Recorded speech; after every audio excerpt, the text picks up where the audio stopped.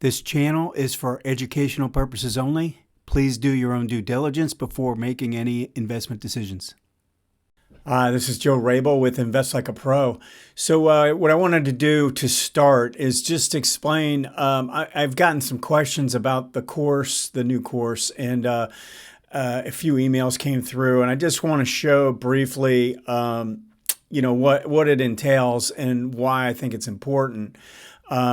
Let me just go to this. So this is the course itself. If you're signed in, you go through each one of these components and it'll be shaded in blue here if you've completed it, and move you on to the next one.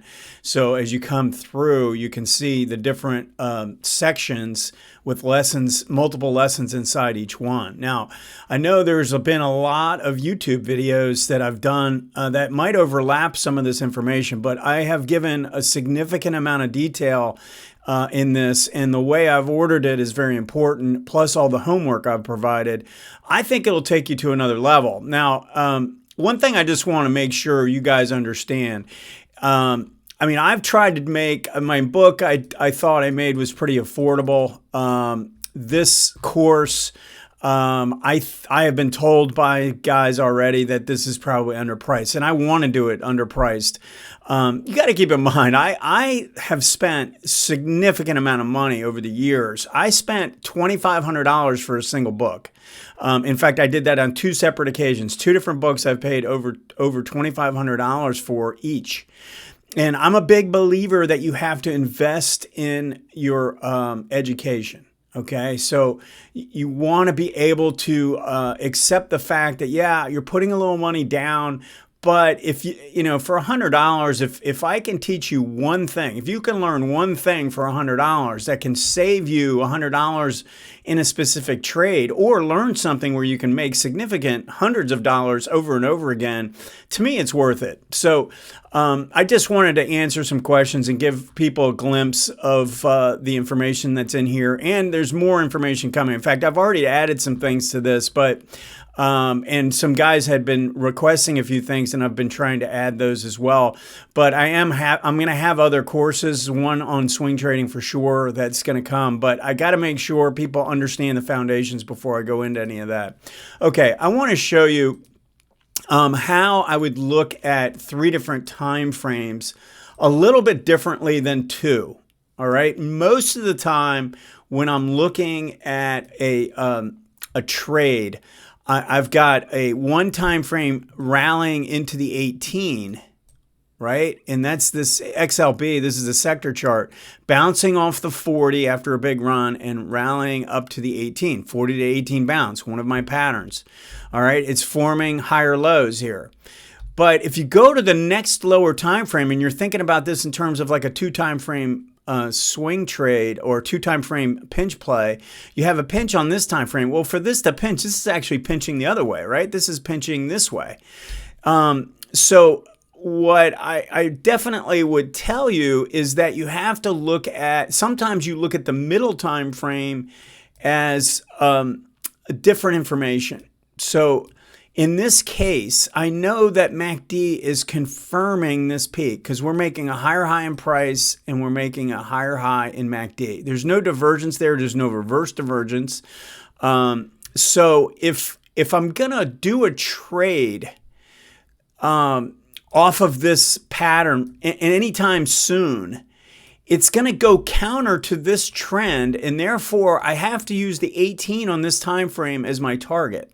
All right, so I know I've got a potential trade here, and if we skip a time frame, we actually had a divergence in MACD and then a pinch play that developed right here.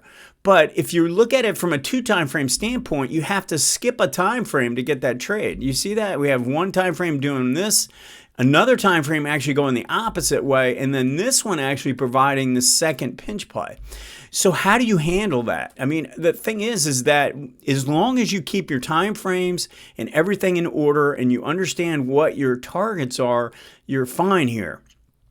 If we know there's confirmation, then we're only playing this trade here right now as a play down to the 18. Okay, now let's just assume this made a higher high and the MACD made a lower high, and we had divergence in place. Okay, it would be considered standard divergence, this making a higher high and MACD making a lower high. If we had that, now we actually have something more significant related to this time frame, the monthly, because we have a problem on this time frame. And if I have that, then I'm starting to think this could break through. Then I could use this for the timing at that point.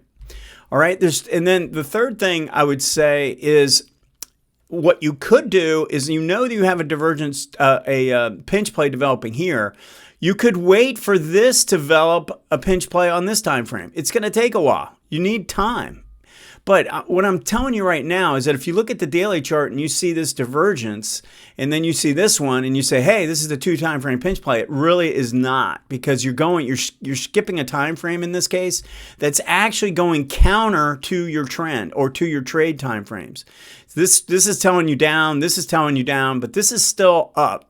So that means you have to pay attention to the 18 on that time frame and assume that this is going to form a pinch. Now, it might not. It might just go crashing down through there, but that's not how you trade. You go by the assumptions that each chart is telling you. You don't go with what you think or believe. You go with what you see. And in this case, I would tell you that this 18 should provide support based on what I'm seeing here. All right, so that's how I would go about trading this way. And if your 18 is a problem here, and you're looking for an entry for this trade, then you've got to give it a little bit more time. This is not set up. Sometimes it's patience. It's just patience. This might rattle around in here and just not be ready to go yet, and not be ready to roll over. It also might see this find support here and then turn up and make another new high and push through this 18-month. So don't just assume that this is going to fail here without confirmation from the next lower time frame. Always play 2 time frames together. And in this case, if I'm doing this trade with this trade, I don't really have a trade. You see what I mean? Like, I don't really have a trade because this is not signaling. This is not a trade setup. This should be a trigger if we're using these 2 time frames together. Okay, this would be the trade time frame, this would be the trigger time frame. So the way I could do it is do it off the daily and the hourly, and you would have gotten a 1, 2, 3 develop on the hourly here. That would have confirmed both of these trades actually, but certainly the pinch play that developed away from the 0 line where you had room. So keep your time frames in order, and I think you'll have much better luck at these type of trades. So we can look at the hourly actually right here and see that we had gaps all over the place. And when I start to see gaps expanding again, like we've had a period where the average true range has been dropping. But now we're getting more and more gaps that are growing. The size of the gaps are growing, and the violence of the moves after the gaps are also growing. And I got a question on this, and I wanted to make sure you understand. Whenever there's a lot of economic data or the Fed is involved and geopolitical risks are out there, you're going to have more gaps. And you have to accept that the swing trading environment is going to be much more difficult when that's taking place. All right. So go ahead and post any questions or comments. We'll see you next time.